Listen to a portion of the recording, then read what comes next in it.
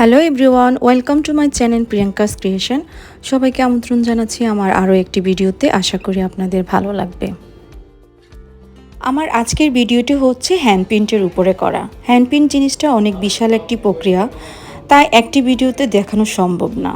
তো আমি আপনাদের জন্য 4টি পার্ট করে দেখাবো, তা না হলে ভিডিওটি অনেক বড় হয়ে যাবে।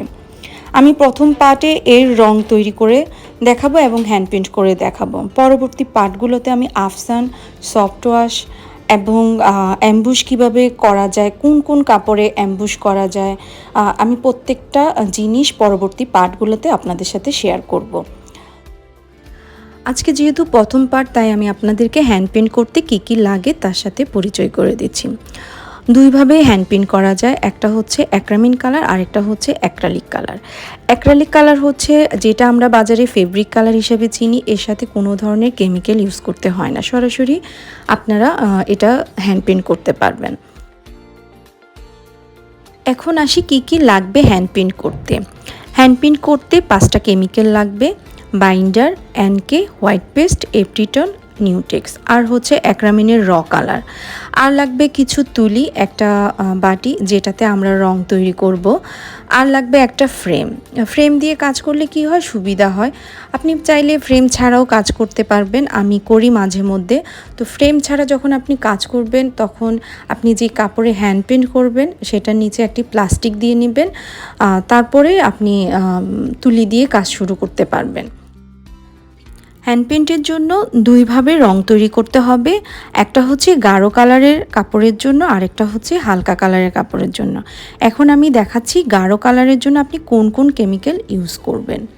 প্রথমে এর জন্য হোয়াইট পেস্ট নিচ্ছি আমি 2 চা চামচ।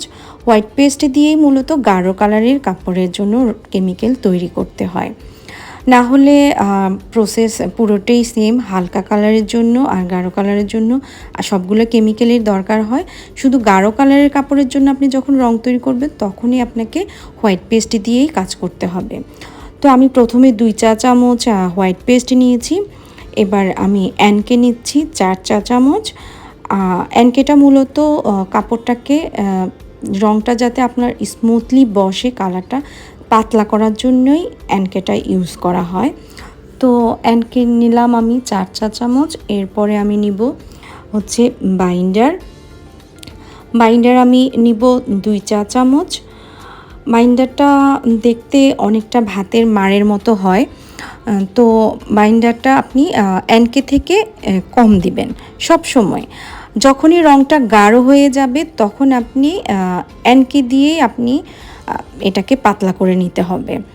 কখনোই বাইন্ডার দিয়ে পাতলা করা উচিত না। অনেকে আছে এর সাথে পানি ইউজ করে, আমি মূলত এর সাথে কখনোই পানি ইউজ করি না, কারণ আমার যে রংটা বেঁচে যায় সেই রংটা আমি একটা কৌটোতে ভরে রেখে দিই, যাতে আমি পরবর্তীতে ইউজ করতে পারি। এখন আমি দিচ্ছি এপ্রিটন। এপ্রিটন মূলত আঠার কাজ করে। এপ্রিটন একদমই সামান্য পরিমাণে দিতে হবে, এটা হচ্ছে হাফ চা চামচ আমি এপ্রিটন দিচ্ছি। এপ্রিটনটা দিয়ে মূলত সব প্রসেসে সেম। হোয়াইট পেস্ট 2 চা চামচ, এনকে 4 চা চামচ, বাইন্ডার 2 চা চামচ, এপ্রিটন হচ্ছে হাফ চা চামচ।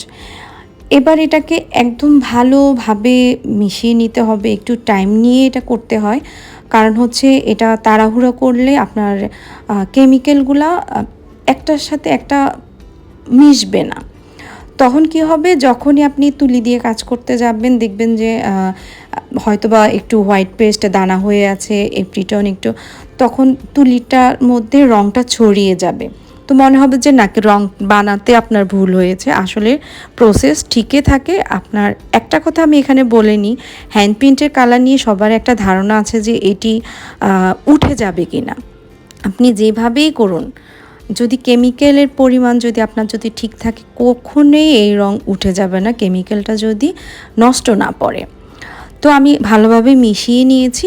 এখন আমি এখানে মেজেন্টা কালার ইউজ করছি। আমার একটা শাড়ির জন্য আমি আসলে রংটা তৈরি করছি, জাস্ট ভিডিওটাও করে ফেললাম। তো আমি মেজেন্টা কালার দিয়ে, এবার এটা র কালার, এটা অ্যাক্রামিন কালার বললেই আপনারা দোকানে কিনতে পাবেন। তো ওইটা দিয়ে আমি এটা একদম ভালোভাবে মিক্সড করে নিয়েছি। এখন আমি দেখেন আমি নিয়েছি নিউটেক্স। নিউটেক্সটা মূলত যে কোনো হালকা কালারের কাপড়, সাদা, হালকা গোলাপি, হালকা আকাশি, হালকা ফিরোজা, ওইসব কালারের জন্যই আসলে নিউটেক্স ইউজ করা হয়। তো নিউটেক্স আমি সেমভাবে আপনাদের জন্য সেম মেজারমেন্টেই আমি করে দেখাচ্ছি। নিউটেক্স নিয়েছি আমি 2 চা চামচ, অ্যানকে নিয়েছি 4 চা চামচ, বাইন্ডারও 2 চা চামচ, এপ্রিটন হাফ চা চামচ।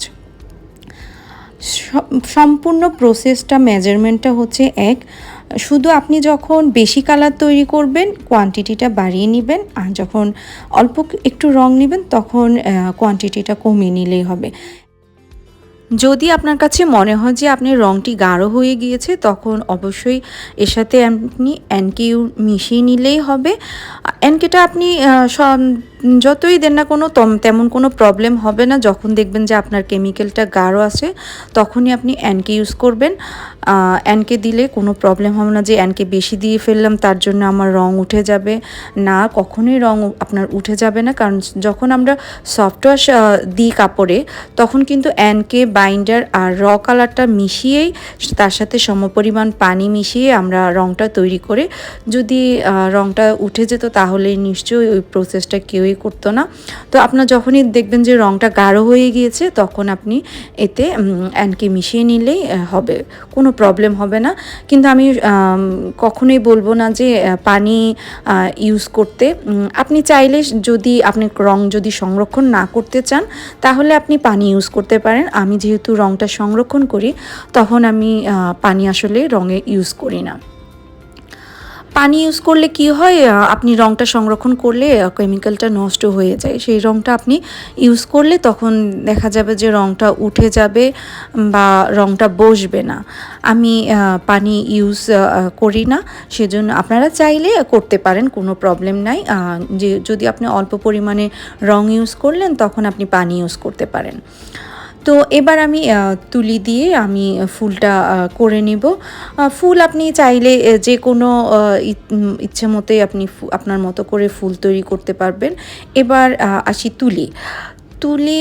মূলত তুলির কাজটা হচ্ছে কোন শেপের তুলি দিয়ে আপনি কোন কাজটা করবেন। আপনি চাইলে আপনার হাতের ধরন বুঝে আসলে আপনি কীভাবে কোন তুলিতে কাজ করে অভ্যস্ত। আপনি যখনই একটা ফ্ল্যাট তুলে নেবেন তখন এটা মনে রাখবেন যে আপনার প্রথম যেদিন আপনি ফ্ল্যাট তুলিটা দিয়ে যে কোনো তুলি দিয়ে আপনি যেদিন কাজ করবেন নতুন, আপনার কাছে মনে হবে যে ওই হাতের কোনো ব্যালেন্স নাই।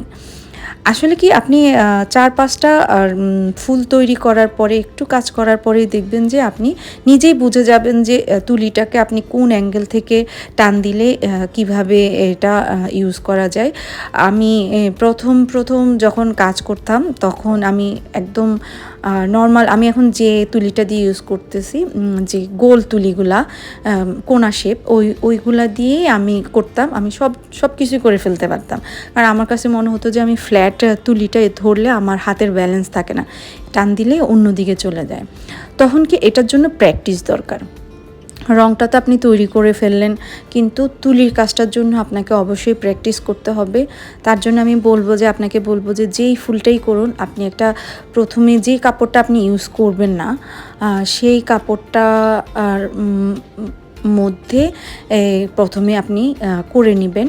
তারপরে আপনি যেই কাপড়ে রং করবেন সেখানে আমি বলবো যে আপনাকে করার জন্য, যদি আপনি নতুন হয়ে থাকেন। কারণ আমি আসলে মূলত নতুনদের জন্যই তৈরি করতেছি। যারা অনেক অভিজ্ঞ তারা তো জানি তুলির কাজ কীভাবে করে। আমি আমার নিজের অভিজ্ঞতা থেকেই বলতেছি।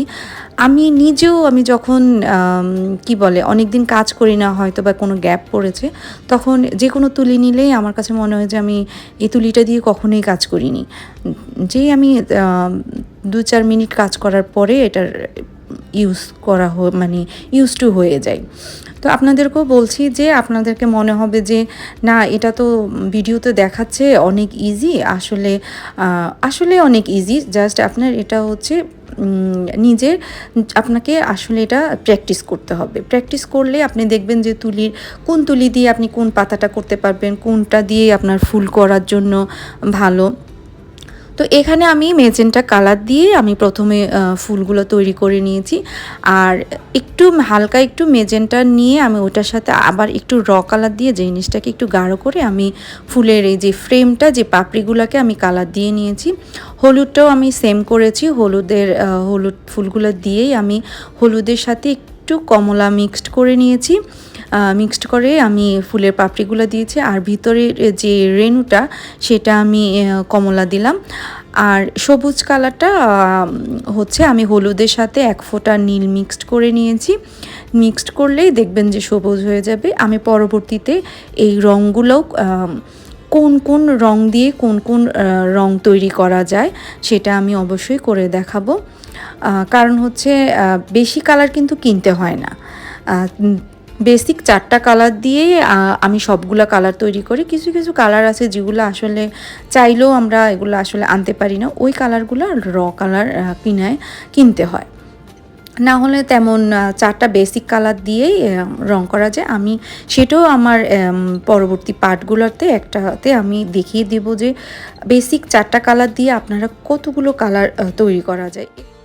এখানে আমি হলুদের সাথে কালো, নীল আর হচ্ছে লাল দিয়ে কিন্তু আমি 3-4টা কালার তৈরি করেছি, যেমন কমলা, তারপর হচ্ছে বাদামি আর হচ্ছে টিয়া গাঢ় সবুজ। তো আপনি 4টা কালার দিয়েই কিভাবে রং তৈরি করা হয় সেটাও আমি পরবর্তীতে ভিডিওতে আশা করি দেখিয়ে দেব। তো আমার আজকের ভিডিও এই পর্যন্তই। যদি আমার পুরো ভিডিওটি আপনাদের ভালো লেগে থাকে তাহলে প্লিজ আমার চ্যানেলটি সাবস্ক্রাইব করবেন আর আমার ভিডিওটিতে লাইক এবং শেয়ার করবেন। আপনাদের যে কোনো প্রশ্ন আমাকে কমেন্ট বক্সে লিখে জানাবেন, আমি চেষ্টা করব সবগুলোর উত্তর দিতে। আমার পরবর্তী ভিডিও আসার আগ পর্যন্ত আপনারা সবাই ভালো থাকবেন।